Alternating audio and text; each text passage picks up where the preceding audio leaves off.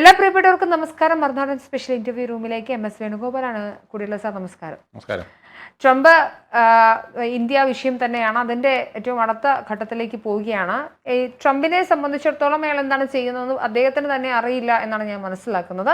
India എന്തായാലും ഈ വിഷയത്തിൽ ഇനി മേൽ അമേരിക്കയെ നമ്പാൻ കൊള്ളില്ല എന്നൊരു ബോധ്യത്തിലേക്ക് വരുന്നൊരു സാഹചര്യമുണ്ട്. അതിൻ്റെ ഭാഗമായി തന്നെയാണ് പുതിയ സഖ്യകക്ഷികൾ ഉണ്ടാക്കിയെടുക്കുക, പുതിയ മാർക്കറ്റുകൾ കണ്ടെത്തുക, വിൽപ്പന പുതിയ മാർക്കറ്റുകളിലേക്ക് വ്യാപിപ്പിക്കുക എന്നൊരു മോഡസ് ഓപ്പറാൻഡി ഇന്ത്യ എക്സിക്യൂട്ട് ചെയ്യാൻ പോകുന്നത്. ഇതിൻ്റെ ഭാഗമായാണ് ചൈനയും റഷ്യയ്ക്കും ഇന്ത്യ കൈ കൊടുക്കുന്നത്. പുടിനോട് മൈ ഫ്രണ്ട് പുടിൻ എന്ന് പറഞ്ഞാൽ അഭിസംബോധന ചെയ്ത രാജ്യത്തിന് പ്രധാനമന്ത്രി നരേന്ദ്രമോദി പോസ്റ്റ് ഇടുന്നു. ചൈനയിലേക്ക് പോകുന്നു, ചൈന മോദിയെ ഇൻവൈറ്റ് ചെയ്യുന്നൊരു സാഹചര്യമൊക്കെ ഉണ്ടാകുന്നു. എൻ്റെ ചോദ്യം, അടിസ്ഥാനപരമായി ഇന്ത്യ ശീതയുദ്ധ കാലഘട്ടത്തിലൊക്കെ തന്നെ സോവിയറ്റ് റഷ്യയുടെ ചേരിയിൽ ഉണ്ടായിരുന്ന ഒരു രാഷ്ട്രമായിരുന്നു. ചേരിചേരാൻ നയം ഒക്കെ ആയിരുന്നെങ്കിൽ പോലും പല ഘട്ടങ്ങളിലും നമ്മളുടെ എക്കോണമിക്കൽ തോട്ട്സും കാര്യങ്ങളും എല്ലാം അങ്ങനെയായിരുന്നു. പക്ഷെ നമ്മൾ മെച്ചപ്പെട്ടത് ക്യാപിറ്റലിസ്റ്റിലേക്ക് വന്നതുകൊണ്ടാണ്. തിരിച്ച് ആ ഒരു പോക്ക് തന്നെയാണോ? നോക്കൂ, ചൈനയെ സഖ്യകക്ഷിയാക്കാൻ നോക്കുന്നു, റഷ്യയെ സഖ്യകക്ഷിയാക്കാൻ നോക്കുന്നു. ചങ്കിലെ ചൈനയാണോ അവസാനം ഇന്ത്യയെ രക്ഷിക്കാൻ പോകുന്നത്? ഇന്ത്യ എന്തായാലും പഴയ രീതിയിലേക്ക് പോവില്ല. ഇന്ത്യ ക്യാപിറ്റലിസത്തിൽ തന്നെയായിരിക്കും നിൽക്കുക. കാരണം സ്ട്രോങ് ക്യാപിറ്റലിസ്റ്റുകൾ ഉള്ളതാണ് ഇന്ത്യയെ പെട്ടെന്ന് ബൂസ്റ്റ് ചെയ്യാനുള്ള കാരണം. മിക്സഡ് എക്കോണമി നമ്മൾ പരീക്ഷിച്ച് പരാജയപ്പെട്ട സാധനമാണ്. പബ്ലിക് പ്രോപ്പർട്ടി ആണെങ്കിലും അല്ലെങ്കിൽ പബ്ലിക് കമ്പനികളാണെങ്കിലും അതും നമുക്ക് പരാജയമാണ് വന്നത്. അപ്പോൾ നമ്മൾ രക്ഷപ്പെട്ട് നിൽക്കുന്നത് വമ്പന്മാരായ ക്യാപിറ്റലിസ്റ്റുകളെ കൂടെ നിർത്തുന്നത് കൊണ്ടാണ്, അവർക്ക് പ്രോത്സാഹനം കൊടുക്കുന്നത് കൊണ്ടാണ്. അതിൽ ഒരുപാട് എതിർപ്പുണ്ട്, പ്രശ്നമുണ്ട്. ഇക്വിറ്റബിൾ ഡിസ്ട്രിബ്യൂഷൻ ഉണ്ടാവില്ല വെൽത്തിനെ സംബന്ധിച്ചിടത്തോളം, അങ്ങനെയുള്ള പ്രശ്നങ്ങളുണ്ട്. പക്ഷേ എന്നാൽ പോലും ഒത്തിരി പേർക്ക് തൊഴിൽ കിട്ടുന്ന സംരംഭങ്ങൾ അവർ ആരംഭിക്കും. അങ്ങനെ നമുക്ക് കുറേ കൂടെ ബെറ്റർ ആയുള്ള എക്കോണമി ഉണ്ടാവും. ആ എക്കോണമി അങ്ങനെ ബെറ്റർ ആയി കഴിഞ്ഞാൽ പിന്നെ ഒരു സ്റ്റേജിൽ നമുക്ക് രണ്ടാമത്തേത് ഇക്വിറ്റബിൾ ഡിസ്ട്രിബ്യൂഷനുള്ള കാര്യങ്ങളുമൊക്കെ നമുക്ക് ചിന്തിക്കാവുന്നതാണ്. അപ്പോൾ ഈ സ്റ്റേജിൽ നമ്മൾ മൂന്നാമതെത്തുക എന്നുള്ള ലക്ഷ്യത്തിലേക്ക് പോകുമ്പോൾ നമുക്ക് തീർച്ചയായിട്ടും പോളിസി മാറ്റം സാധ്യമല്ല. നമ്മൾ ഈ പോളിസിയിൽ തന്നെയായിരിക്കും പോകുന്നത്. പക്ഷേ നമുക്ക് പാർട്ട്നേഴ്സിനെ മാറ്റേണ്ടി വരുന്നു. ഇപ്പോൾ നമ്മൾ ഇത്രയും നാൾ ഒരു US ഫോക്കസ്ഡ് ആയിട്ടാണ് നമ്മൾ അധികവും പോയിരുന്നത്. US ആയിരിക്കും നമ്മുടെ ഇനിയുള്ള കാലത്തെ സുഹൃത്ത് എന്നുള്ള രീതിയിൽ നമ്മൾ ഒരു സൈഡ് ലൈൻ ചെയ്താണ് റഷ്യയെ പോലും കൊണ്ടുപോയത്. റഷ്യ ഒരു പഴയ സുഹൃത്ത് എന്നുള്ള രീതിയിൽ കൊണ്ടുപോയി എന്നുള്ളത് കവിഞ്ഞ് വലിയൊരു റിലേഷൻഷിപ്പ് വെച്ചില്ല. പക്ഷേ ഇപ്പം നമ്മൾ എത്രത്തോളം അമേരിക്കയ്ക്ക് ഇമ്പോർട്ടൻസ് കൊടുത്തോ അതിൻ്റെ ഇരട്ടി ഇമ്പോർട്ടൻസ് ഇപ്പം റഷ്യക്ക് കൊടുക്കുന്നു. അത് കഴിഞ്ഞാൽ ചൈനയ്ക്കും ഒരു വെയിറ്റേജ് കൊടുക്കുന്നു. ചൈനയും അമേരിക്കയുടെ കാര്യം പറഞ്ഞ പോലെയാണ്, നമുക്ക് നമ്പാൻ കൊള്ളാത്ത ഒരു സുഹൃത്ത് തന്നെയാണ്. എപ്പോഴാണ് ചൈനയുടെ സ്വഭാവം മാറുന്നതെന്ന് നമുക്ക് പറയാൻ പറ്റില്ല. പക്ഷേ എങ്കിലും നമ്മൾ ചൈനയുമായിട്ടും കൂട്ടുകൂടേണ്ടി വന്നിരിക്കുന്നു. ലോകത്തെ ഏറ്റവും വലിയ GDP ഇപ്പോൾ അവരാണ്. ഏതാണ്ട് 20%, 19% GDP അവരുടെ വകയാണ്. അപ്പോൾ തീർച്ചയായിട്ടും അമേരിക്ക തന്നെയാണ് മുമ്പിൽ. പക്ഷെ അത് കഴിഞ്ഞാൽ ചൈനയാണ് ഇപ്പോൾ വളരെ മുമ്പിട്ട് നിൽക്കുന്നത്. അപ്പോൾ അവരുമായിട്ട് പല കാര്യങ്ങളും നമ്മൾ ഒത്തുപോകുന്നത് കൊണ്ട് ഗുണമുണ്ട്. അതിനേക്കാൾ ഉപരി ഈ അമേരിക്കയുടെ വെല്ലുവിളി നേരിടാൻ ഒരു സഖ്യം ആവശ്യമാണ്. ഒരു ജിയോ പൊളിറ്റിക്കൽ സെറ്റപ്പ് പുതിയതായിട്ടുണ്ടാക്കേണ്ടത് ആവശ്യമാണ്. അതിനാണ് ഇന്ത്യ ശ്രമിക്കുന്നത്. അതിൽ ചൈനയും റഷ്യയും മാത്രമല്ല, ലാറ്റിൻ അമേരിക്കൻ രാഷ്ട്രങ്ങളും മിഡിൽ ഈസ്റ്റിലെ രാഷ്ട്രങ്ങളും എല്ലാം ഒത്തുവരുന്ന ഒരു സംരംഭത്തിനാണ് നമ്മൾ കരുക്കൾ കൂട്ടുന്നത്. ഈ വരുന്ന ഷാങ്ഹായ് സമ്മേളനത്തിൽ SCOയുടെ ഡിസിഷൻ വളരെ പ്രധാനപ്പെട്ടതായിരിക്കും. അപ്പോൾ ഷാങ്ഹായ് കോഓപ്പറേഷൻ എന്ന് പറയുന്നത് നിസ്സാരമല്ല. അതൊരു പക്ഷേ ഡൊണാൾഡ് ട്രംപിനെ ഞെട്ടിക്കുന്ന വിധത്തിൽ വല്ലതുമൊക്കെ ഡിസിഷൻ എടുത്തുകൂടായികയില്ല എന്ന് എനിക്ക് തോന്നുന്നത്.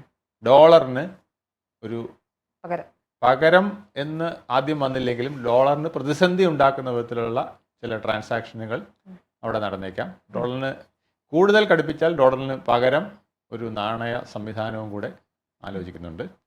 ബ്രസീൽ ഉൾപ്പെടെയുള്ളവർ, ലാറ്റിൻ അമേരിക്കൻ രാഷ്ട്രങ്ങൾ ഒക്കെ നമ്മളെപ്പോലെ കഷ്ടത അനുഭവിക്കുന്നവരാണ്. ഈ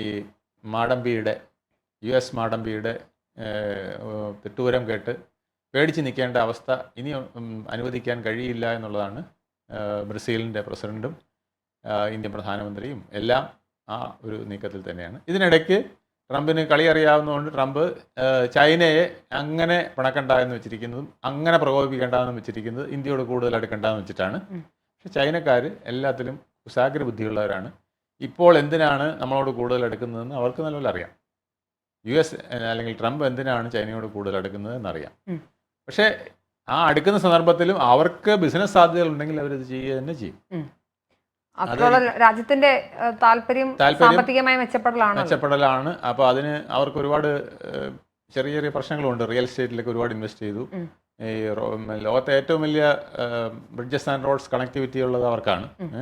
ഏതാണ്ട് 142 രാഷ്ട്രങ്ങളിലേക്കൊക്കെ അവരുടെ ഈ റോഡ് കണക്ടിവിറ്റി വരെ അവർ വ്യാപിച്ചുകൊണ്ടിരിക്കുകയാണ്. അങ്ങനെ ഒരുപാട് ഇൻവെസ്റ്റ്മെൻറ്റ് അവർ നടത്തിയിട്ടുണ്ട്. അപ്പോൾ ആ ഇൻവെസ്റ്റ്മെൻറ്റ് റിയൽ എസ്റ്റേറ്റിലുള്ള ഇൻവെസ്റ്റ്മെൻറ്റ് കൊണ്ട് അവർക്ക് കുറേ ബാധ്യതകളുണ്ട്. അപ്പോൾ അവർക്കും ഉയർന്നു വരേണ്ടതുണ്ട്, അവർക്കും ഹൈ ബിസിനസ്സിലേക്ക് പോകേണ്ടതുണ്ട്.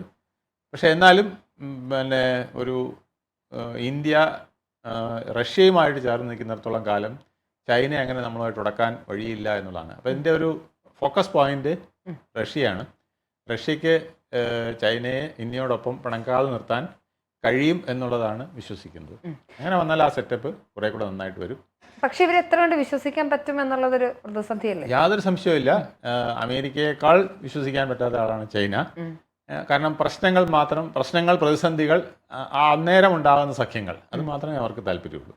അതിലും ആ സഖ്യത്തിലും അവരുദ്ദേശിക്കുന്നത് അവരുടെ ഗുണം മാത്രം. എതിരാളികളുടെ പരാജയവും പിന്നെ നമ്മുടെ കൂടെ നിൽക്കുന്നവരുടെ വിജയമൊന്നും അവർക്ക് പ്രശ്നമല്ല. എതിരാളിയുടെ പരാജയം മാത്രമേ പ്രശ്നമുള്ളൂ. അപ്പോൾ കൂടെ നിൽക്കുന്ന ആളിന് എന്തെങ്കിലും ബെനിഫിറ്റ് കിട്ടുന്നെങ്കിൽ കിട്ടിക്കോട്ടെ, പക്ഷേ ഞങ്ങളായിട്ട് പ്രത്യേകിച്ചൊന്നും സ്ട്രെയിൻ എടുക്കുകയില്ല എന്നുള്ള നയമാണ് ചൈനയ്ക്ക് എപ്പോഴും ഉള്ളത്. ചൈന സ്വന്തം കാര്യം സിന്ദാബാദ് അതിലാണ് ഉറച്ചു നിൽക്കുന്നത്. അങ്ങനെയാണെങ്കിൽ ഇനിയിപ്പോൾ അടുത്തൊരു ഘട്ടത്തിലേക്ക് പോകുമ്പോൾ നമ്മൾ ഈ പറഞ്ഞതുപോലെ ഒരു അമേരിക്കയ്ക്കെതിരെ സഖ്യകക്ഷികൾ അമേരിക്കയുടെ അലയൻസ് ആയിട്ടുള്ള ഒരുമാതിരിപ്പെട്ട എല്ലാ രാഷ്ട്രങ്ങളും അമേരിക്കയ്ക്കെതിരെ തിരിയുന്ന ഒരു സാഹചര്യം ഉണ്ടാകുന്നുണ്ട്. പല ജെറ്റ് വിമാന കമ്പനികൾ അല്ലെങ്കിൽ എന്താ പറയുക സൈനിക യുദ്ധോപകരണ ട്രീറ്റുകളെല്ലാം തന്നെ ക്യാൻസൽ ആവുന്നൊരു സ്ഥിതിവിശേഷമുണ്ട്. ഇന്ത്യയും F-35 മേടിക്കുന്നതുമായി ബന്ധപ്പെട്ടിട്ടുള്ള ചർച്ചകളിലൊക്കെ ഒരു സ്റ്റോപ്പ് വന്നിട്ടുണ്ട്. അപ്പം ഇനി എങ്ങനെയൊക്കെ അമേരിക്കയെ സംബന്ധിച്ച് അമേരിക്ക ഏത് തരത്തിലൊരു സ്ട്രാറ്റജി ആയിരിക്കും? കാര്യം ഒന്നാമത്തെ കാര്യം ഒരു ക്യാപിറ്റലിസ്റ്റ് വ്യവസ്ഥിതിയിൽ ഒരു പൂർണ്ണമായും അർത്ഥത്തിൽ അമേരിക്കൻ വിപണിയെ സർക്കാരിനാൽ താങ്ങി നിർത്തണം അല്ലെങ്കിൽ എന്നൊരു പ്രൊട്ടക്ഷനിസമാണ് ട്രംപ് കൊണ്ടുവന്നുകൊണ്ടിരിക്കുന്നത്. ഒരിക്കലും ക്യാപിറ്റൽ വ്യവസ്ഥയിൽ അത് നടക്കാൻ പോകുന്നില്ല. എപ്പോഴൊക്കെ ഒരു സാമ്പത്തിക വ്യവസ്ഥയെ സർക്കാരാൽ പ്രൊട്ടക്ട് ചെയ്യപ്പെടുന്നുണ്ടോ അപ്പോഴൊക്കെ ആ സമ്പദ് വ്യവസ്ഥ പരാജയപ്പെട്ടു പോയിട്ടേ ഉള്ളൂ. അപ്പം ആ ഒരു ഘട്ടത്തിൽ മാത്രമല്ല അവിടുത്തെ ഗുണഭോക്താക്കൾക്കും പ്രശ്നമാണ് താരിഫ് വർദ്ധിപ്പിക്കുന്നത്, അവർക്കാണ് തിരിച്ചടിയാവുന്നത്. അപ്പോൾ അവർ ആഭ്യന്തരമായും അമേരിക്കയ്ക്ക് തിരിച്ചടിയാവുകയാണ്. ഈ അമേരിക്കയെ സംബന്ധിച്ചിടത്തോളം മിലിറ്ററി എക്യുപ്മെന്റ്സ് സെയിലിംഗ് ഇല്ല എന്ന് പറഞ്ഞു കഴിഞ്ഞാൽ പിന്നെ വലിയൊരു തിരിച്ചടിയാണ്. അപ്പം ഇതിനെ അമേരിക്ക ഏത് തരത്തിലായിരിക്കും? അത് ഒരു വലിയ പ്രശ്നമാണ്. അമേരിക്കയിൽ അതൊരു ചോദ്യചിഹ്നം തന്നെയാണ്. എത്ര പറഞ്ഞാലും അത് അവർക്ക് പരിഹരിക്കാൻ കഴിയുകയില്ല. ഇന്ത്യയുമായിട്ട് ട്രേഡ് ലിങ്ക്സ് വേണ്ട എന്ന് പറയുമ്പോൾ പരമ്പരാഗതമായി നടത്തിക്കൊണ്ടിരിക്കുന്ന ആ ട്രേഡ് ലിങ്ക്സ് മുറിഞ്ഞു പോവുകയാണ്. അത് മുറിഞ്ഞു പോകുമ്പോൾ പുതിയതുണ്ടാക്കാൻ അവർക്കും സമയം വേണം. നമ്മൾ പുതിയ ബന്ധങ്ങൾ സ്ഥാപിക്കാനായിട്ട് നമ്മൾ സമയം എടുക്കുന്നത് പോലെ അവർക്കും സമയം വേണം. നമ്മൾ സെല്ലർ ആയതുകൊണ്ട് കൂടുതൽ സമയം എടുക്കും, അവർ പർച്ചേസർ ആയതുകൊണ്ട് കുറച്ചുകൂടെ എളുപ്പമാണ്. പക്ഷെ എന്നാൽ പോലും അവർക്ക് ഇന്ത്യയുടേതിന് തുല്യമായ മാർക്കറ്റുകൾ കണ്ടെത്തേണ്ടതുണ്ട്. ശ്രീലങ്ക ഉണ്ട്, അല്ലെങ്കിൽ വിയറ്റ്നാം ഉണ്ട്, അല്ലെങ്കിൽ കംബോഡിയ ഉണ്ടെന്നൊക്കെ പറയും, അല്ലെങ്കിൽ ഇന്തോനേഷ്യ ഉണ്ട്. ആ മാർക്കറ്റുകൾ വെച്ച് ഇന്ത്യയുടെ തുണിത്തരങ്ങളായാലും ലെതറായാലും കാർഷികോൽപ്പന്നങ്ങളായാലും സുഗന്ധവ്യായാലും ഒക്കെ കവർ ചെയ്യാം എന്ന് വിചാരിക്കുന്നെങ്കിൽ പൂർണ്ണമായും നടക്കില്ല. ചില ഗുഡ്സ് നമ്മുടേത് മാത്രമേ സാധിക്കുകയുള്ളൂ. അത് ഈ 50% അവിടെ ഇറക്കാൻ ആൾക്കാർ തയ്യാറാകും എന്നാണ് പറയുന്നത്. ഞാൻ പറഞ്ഞത് ട്രംപ് ഞാൻ ആദ്യമായിട്ട് കേട്ട 6 മാസമായിട്ടേ ഉള്ളൂ, ഇനിയും കിടക്കുകയാണ്. 4 വർഷത്തെ കാലാവധിക്ക് 3 വർഷം കൂടെ മിച്ചമുണ്ട്. അതിനു മുൻപ് മുടിഞ്ഞു തീരുമോ അമേരിക്കൻ സാമ്പത്തിക വ്യവസ്ഥ? ഒരു ജൈജാന്റിക് സമ്പദ് വ്യവസ്ഥയാണ്. പക്ഷേ ഏത് വലിയ സമ്പദ് വ്യവസ്ഥയും റെക്ലെസ് ആയിട്ട് പോയി കഴിഞ്ഞാൽ തകരും എന്നുള്ളതിന് യാതൊരു സംശയവുമില്ല. പ്രത്യേകിച്ച് ക്യാപിറ്റൽ വ്യവസ്ഥിതിയിൽ ആഗോള മാർക്കറ്റിംഗ് ആണ് പ്രധാനം. അപ്പം ആഗോള മാർക്കറ്റിങ്ങിൽ ഇന്ത്യയും ചൈനയും റഷ്യയും പോകുന്നു എന്ന് പറഞ്ഞാൽ ബ്രസീലും ഒക്കെ പോകുന്നു പറഞ്ഞാൽ തന്നെ വലിയ ദോഷമാണ്. യൂറോപ്പ് വെച്ച് മാത്രം അമേരിക്കയ്ക്ക് ട്രേഡ് നടത്തിക്കൊണ്ട് പോകാൻ കഴിയില്ല. യൂറോപ്യൻസ് പോലും ഇപ്പോൾ അതൃപ്തിയിലാണെങ്കിൽ ഞാൻ പറയുകയാണ്, യൂറോപ്യൻസിൻ്റെ മാർക്കറ്റ് മാത്രം വെച്ച് പോകാൻ പറ്റില്ല. ഗ്ലോബൽ മാർക്കറ്റാണ് എല്ലാവരുടെയും ലക്ഷ്യം. അപ്പോൾ ഗ്ലോബൽ മാർക്കറ്റ് വേണമെങ്കിൽ ഇന്ത്യയും ചൈനയും വളരെ പ്രധാനപ്പെട്ടതാണ്.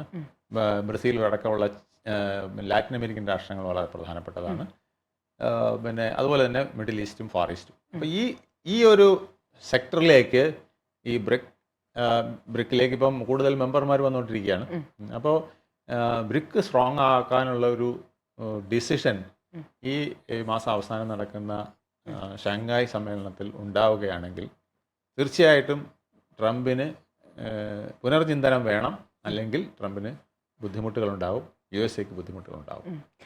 അത് ഏകദേശം ഷുവറായി കഴിഞ്ഞിരിക്കുകയാണ്.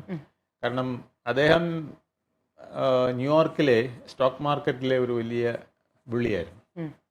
അപ്പം ആ ട്രിക്കാണ് അപ്പോൾ അദ്ദേഹം വേൾഡ് മാർക്കറ്റിൽ നടക്കുന്നത്. നമ്മൾ ഈ സ്റ്റോക്ക് മാർക്കറ്റിൽ നടക്കുന്ന ഈ നാലാംകിട ചട്ടമ്പിത്തരവും, ചിലതിനെ ചവിട്ടി ഒതുക്കലും, ചിലതിന് റേറ്റ് കൂട്ടുകയും, ഈ വിധത്തിൽ അപ്പുറത്ത് സപ്പോർട്ട് ചെയ്തിട്ട് റേറ്റ് കൂടുതൽ പിടിക്കാൻ, ഇങ്ങനെയുള്ള കളികൾ ഈ ന്യൂയോർക്ക് ട്രേഡിൽ പിന്നെ സ്റ്റോക്ക് എക്സ്ചേഞ്ചിലൊക്കെ നടക്കും. പക്ഷേ അത് വേൾഡ് മാർക്കറ്റിൽ അങ്ങനെ നടക്കാൻ സാധ്യത കുറവാണെന്നാണ് പലരും അസസ് ചെയ്യുന്നത്. അതിൽ ട്രംപിന്റെ കണക്കൂട്ടൽ തെറ്റിപ്പോവും എന്ന് തന്നെയാണ് നിശ്ചയിക്കുന്നത്. ഓക്കെ, ഇനി ഒരു ന്യൂ വേൾഡ് ഓർഡർ എന്ന രീതിയിലേക്കാണ് ഇപ്പോൾ കാര്യങ്ങൾ വരുന്നത്. അതിൽ ഇന്ത്യയെ പോലൊരു വികസിക്കുന്ന ഒരു പ്രധാനപ്പെട്ട, ചൈനയോടൊപ്പം തന്നെ പൊട്ടൻഷ്യൽ ഉള്ള ഒരു രാഷ്ട്രം ചൈനയും റഷ്യയും, അതായത് എല്ലാം ഉണ്ട് അവിടെ. എന്താ ഹ്യൂമൻ സോഴ്സുകളുണ്ട്. ഏഷ്യ ഏതാണ്ടായി. അതെ, ചൈന, ഇന്ത്യ, റഷ്യയുടെ ഒരു ഭൂരിഭാഗവും ഏഷ്യയിലാണ്. അപ്പോൾ ഇത്രയും ചേർന്ന കോണ്ടിനെന്റ് മുഴുവൻ, കോണ്ടിനെന്റ് ഏതാണ്ട് പൂർണ്ണമായി. പിന്നെ ഉള്ളത് പാകിസ്ഥാന്റെ കുറച്ച് ഭാഗങ്ങളൊക്കെ. പാകിസ്ഥാൻ അമേരിക്കയുടെ ഹബ്ബ് കൂടിയാണല്ലോ. അവിടെ പാകിസ്ഥാനിൽ നിന്ന് ഒന്നും നേടാനില്ല. നേടാനില്ല എന്നല്ല, സഖ്യകക്ഷി എന്ന രീതിയിൽ നമുക്കൊരിക്കലും പാകിസ്ഥാനെ കൂടെ നിർത്താൻ സാധിക്കില്ല. അമേരിക്കയുടെ ഹബ്ബാണ് പാകിസ്ഥാൻ എന്ന് പറഞ്ഞത്. അമേരിക്ക ചാടിക്കളിക്കട കുഞ്ഞിരാമ എന്ന് ചാടുകയും തുള്ളിക്കളിക്കാൻ ചെയ്യുന്നവരാണ്. അപ്പൊ നമുക്ക് അങ്ങനെ എല്ലാവരും ട്രസ്റ്റ് ചെയ്യാനും സാധിക്കില്ല. അത് ചൈനയും പറ്റില്ല എന്നൊരു സാഹചര്യം കൂടി ഉണ്ട്. എന്നാൽ അഫ്ഗാനാണുള്ളത്. അഫ്ഗാനെ പെട്ടെന്ന് അടുപ്പിക്കാനായിട്ട് ചൈനയ്ക്ക് അമേരിക്ക കഴിയുകയില്ല. കാരണം അവരുടെ റിലേഷൻസ് അത്ര സ്ട്രെയിൻഡ് ആണ്. ഇന്ത്യയുമായിട്ട് അവർ നല്ല റിലേഷൻസിലാണ്, ചൈനയുമായിട്ടും തെറ്റില്ലാത്ത റിലേഷനിലാണ്, റഷ്യയുമായിട്ടും തെറ്റില്ലാത്ത റിലേഷനിലാണ്. അപ്പം ഏതാണ്ട് ഏഷ്യ പൂർണ്ണമായിട്ടും പ്രധാന രാജ്യങ്ങൾ ഏതാണ്ട് ഒത്തുവരുന്ന ഒരു സാഹചര്യം. മിഡിൽ ഈസ്റ്റ് ഉൾപ്പെടെ മിഡിൽ ഈസ്റ്റും നമുക്ക് പറയാവുന്ന ലാറ്റിൻ അമേരിക്ക വലിയൊരു ശക്തിയാണ്. ലാറ്റിൻ അമേരിക്കയിലെ ഓരോ രാഷ്ട്രങ്ങളെയും നമ്മളിപ്പോൾ സമീപിച്ചുകൊണ്ടിരിക്കുകയാണ്. ഒരു 46 രാഷ്ട്രങ്ങൾ നമ്മളോടൊപ്പം നിൽക്കുകയാണെങ്കിൽ, അപ്പോൾ ലാറ്റിൻ അമേരിക്കയായി, ആഫ്രിക്കയിലെ ചില രാഷ്ട്രങ്ങളായി, മിഡിൽ ഈസ്റ്റായി, ഏഷ്യ ഏതാണ്ട് പൂർണ്ണമായിട്ടും ആയി. പാകിസ്ഥാനെ പോലുള്ള കുറച്ച് രാജ്യങ്ങളെ, അല്ലെങ്കിൽ ഇന്തോനേഷ്യ വരാം, അല്ലെങ്കിൽ ജപ്പാൻ പിന്നെ ന്യൂട്രലായിട്ട് നിൽക്കുകയുള്ളൂ. നമ്മളുമായിട്ടും അമേരിക്ക, അവർക്ക് ആ ഒരു റിലേഷൻഷിപ്പാണ് അവരുള്ളത്. അല്ലാതെ അവരാരുടെയും ചേർന്ന് ഒരു ടാക്ടിക്കൽ ഡീലിനൊന്നും പോകുന്നവരല്ല. എന്തായാലും ആ ഒരു വേൾഡ് മാർക്കറ്റിനെ അങ്ങനെ കവർ ചെയ്യുന്നത് അമേരിക്ക ഗുണമാണോ എന്ന് അവർ ചിന്തിക്കേണ്ടതാണ്. യൂറോപ്പ് മൊത്തം എന്ന് പറഞ്ഞാൽ പോലും യൂറോപ്പിൻ്റെ പല ട്രേഡുകളും അവർ നേരത്തെ തന്നെ ലിങ്ക് ഉണ്ടാക്കിയ പലതുമുണ്ട്. എല്ലാം അമേരിക്കയിൽ നിന്ന് ഡിപ്പെൻഡ് ചെയ്തുകൊണ്ടുള്ളൊരു സംവിധാനമല്ല അവിടെയും ഉള്ളത്. അപ്പോൾ ആ എല്ലാ വ്യവസ്ഥകളും വെച്ചിട്ട് അമേരിക്ക കുറേ ബുദ്ധിമുട്ടുണ്ടാകാൻ പോവാണ്.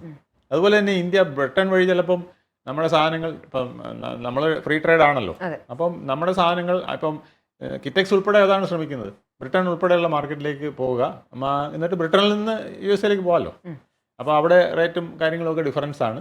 അപ്പോൾ ആ വിധത്തിലൊക്കെ ശ്രമിക്കുന്നുണ്ട് പല രാഷ്ട്രങ്ങളും. ഇതിൽ ഈ മത്സ്യസമ്പത്ത് പോലുള്ള ചില കാര്യങ്ങളിലാണ് നമുക്ക് പെരിഷബിൾ ആയിട്ടുള്ള ഐറ്റംസിലാണ് നമ്മൾ ബുദ്ധിമുട്ടുക. മറ്റു കാര്യങ്ങളിൽ നമുക്ക് കുറെ കൂടെ ഓപ്പണിംഗ് കിട്ടും എന്ന് തന്നെയാണ് വിശ്വാസം. എന്തായാലും ന്യൂ വേൾഡ് ഓർഡറിൽ അങ്ങനെ ആരെയും വിശ്വസിക്കാൻ പറ്റില്ല. പക്ഷേ ഇന്ത്യ സർവൈവ് ചെയ്യും. ഇന്ത്യ സർവൈവ് ചെയ്യാനുള്ള സാധ്യത വളരെ കൂടുതലാണ്. കാരണം ഇന്ത്യക്ക് ഇതൊന്നുമില്ലെങ്കിൽ പോലും സ്വന്തമായി നിൽക്കാൻ പറ്റും. പക്ഷെ നമ്മൾ വേൾഡ് പവർ ആകുന്നതിന്, അല്ലെങ്കിൽ മൂന്നാം ലോകശക്തി ആകുന്നതിന് നമുക്ക് ഒരു ജമ്പ് ആവശ്യമാണ്. ആ ജമ്പിനെ തടുക്കുക എന്നുള്ളതാണ് ഇപ്പോൾ ട്രംപ് ചെയ്തുകൊണ്ടിരിക്കുന്നത്. അത് തടുത്താൽ നിങ്ങൾക്ക് ബുദ്ധിമുട്ട് ഞങ്ങൾ ഉണ്ടാക്കും എന്നുള്ളതാണ് മോദിയുടെ ഇപ്പോഴത്തെ നയം. ഏത് വിധേനയും ഒരു പുതിയ കറൻസി വന്നില്ലെങ്കിൽ പോലും, ഈ ഒരു ട്രേഡ് റിലേഷൻഷിപ്പ് മാത്രം വന്നാൽ പോലും അത് ട്രംപിനും USA വലിയ ഒരു പ്രശ്നങ്ങൾ ഉണ്ടാക്കും. വേൾഡ് മാർക്കറ്റ് അവർക്ക് ഓപ്പൺ അല്ല എന്ന് ഒരു സംവിധാനം ഉണ്ടാക്കുക എന്നുള്ളതാണ് ഇപ്പോൾ മോദി ശ്രമിക്കുന്ന പുതിയ തന്ത്രം.